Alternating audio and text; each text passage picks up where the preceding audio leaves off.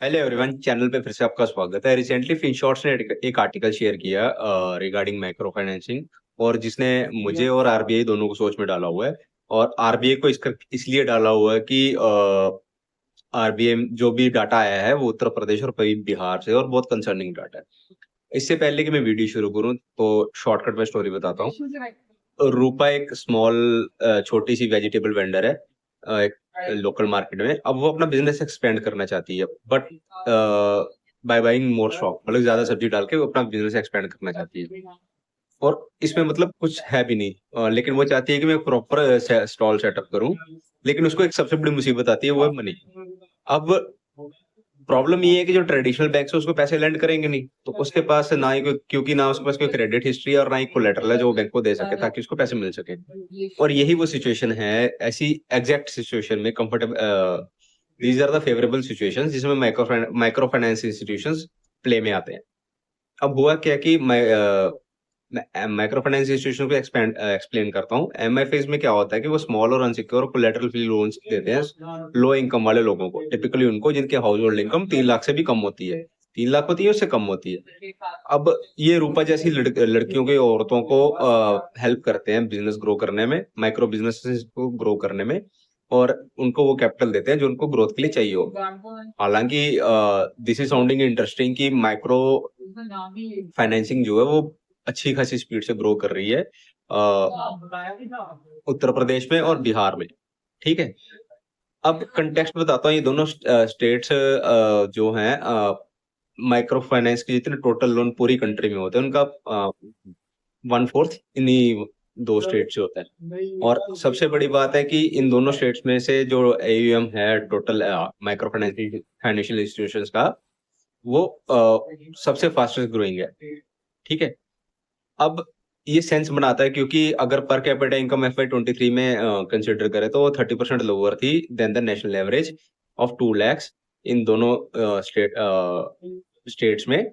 जो official data आया है 22 स्टेट्स और यूनियन टेरिटरीज का। बट ये जो रैपिड स्प्रेड एकदम से बड़ा है, इसने आरबीआई की अटेंशन खींची है।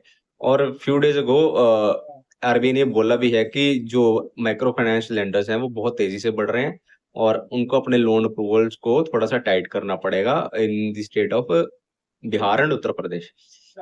अब ये वरिड क्यों है, कैसे है, इस चीज पे एक मैं अलग से वीडियो लेके आऊंगा। आप इस बारे में और क्या जानना चाहते हो, kindly let me know into the comments. ताकि जो माइक्रो फाइनेंसिंग है यूपी और बिहार में बहुत तेजी से बढ़ रही है, और अब आरबीआई के लिए कंसर्न रेज हो गया है इन दोनों चीजों को कंट्रोल करना। अब आरबीआई इतना वरिड क्यों है इस चीज को लेके, चलिए इस बारे में बात करते हैं। सबसे पहले इंडिया को जो इंडिपेंडेंस मिली 1947 में मिली, और लोग मोस्टली इनफॉर्मल सेक्टर्स में काम कर रहे थे जैसे, और बैंकिंग सर्विसेज कुछ लिमिटेड प्रिविलेज लोगों के पास ही थी।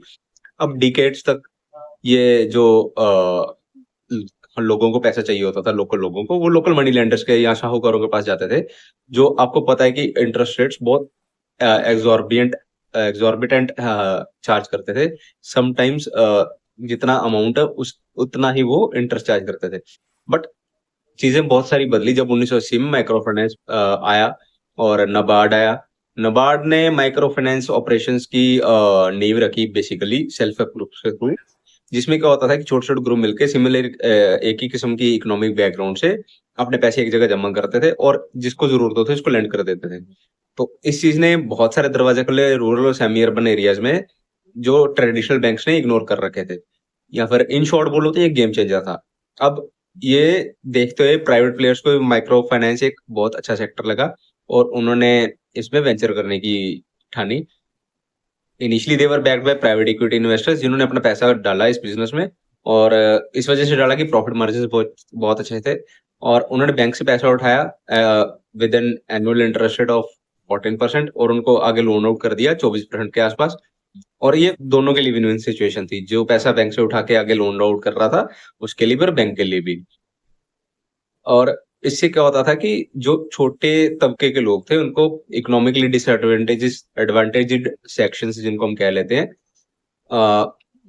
उनको हेल्प हुई अच्छे खासे से। अब जो माइक्रो फाइनेंस इंस्टीट्यूशन है उन्होंने अक्रॉस कंट्री अपने आप को एक्सपेंड करना शुरू किया, जैसे Maharashtra, west Bengal, Orissa, UP and Bihar.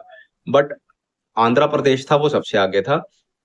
Thanks to its support from the state government 2010 में over a third of 30 million households micro credit use कर रही थी ओवरऑल, जिसमें से मेजर थी आंध्र प्रदेश में।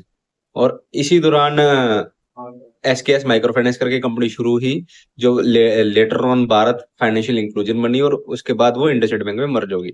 ये इंडिया की सबसे बड़ी एमएफआई थी, माइक्रो फाइनेंस इंस्टीट्यूशन थी, और हेडक्वार्टर आंध्र प्रदेश में थे।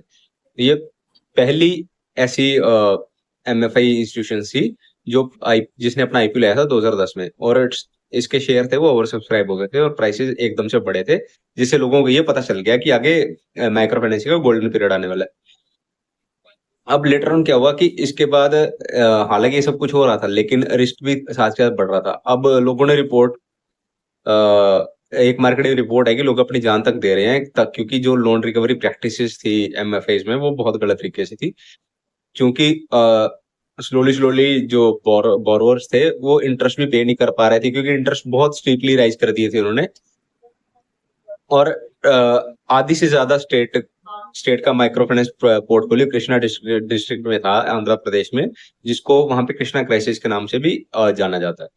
अब चूंकि ये micro finance institutions RBI regulate नहीं करती थी तब, तो गवर्नमेंट को बीच में कूदना पड़ा और जो डैमेज हुआ था उसको फिक्स करना पड़ा।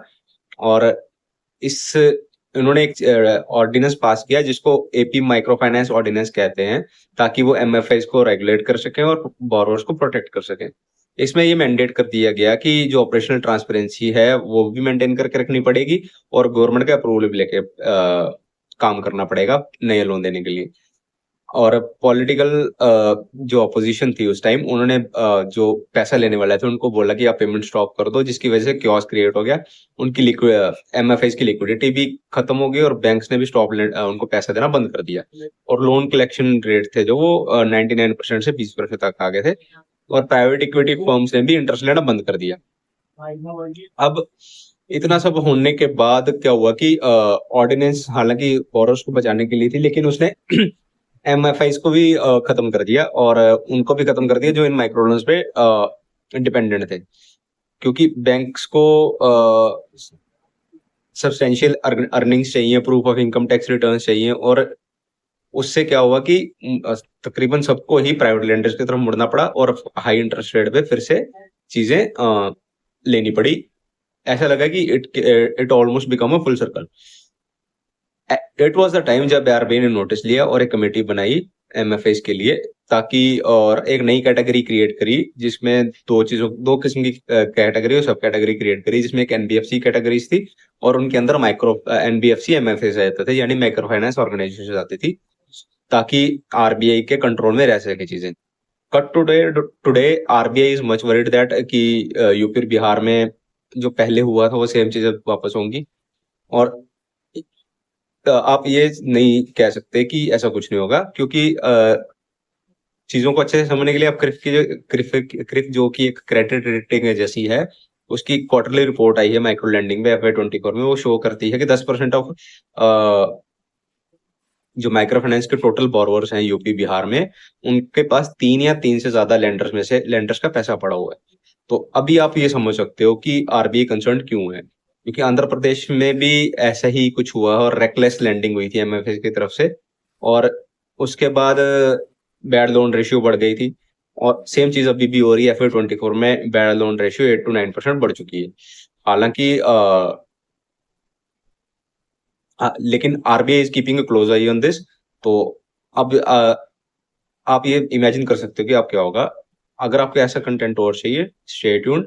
इस कंटेंट के बारे में कोई भी अच्छी बुरी बात हो कमेंट्स में लिख सकते हो। Stay tuned for more such content. Thank you. Have a nice day.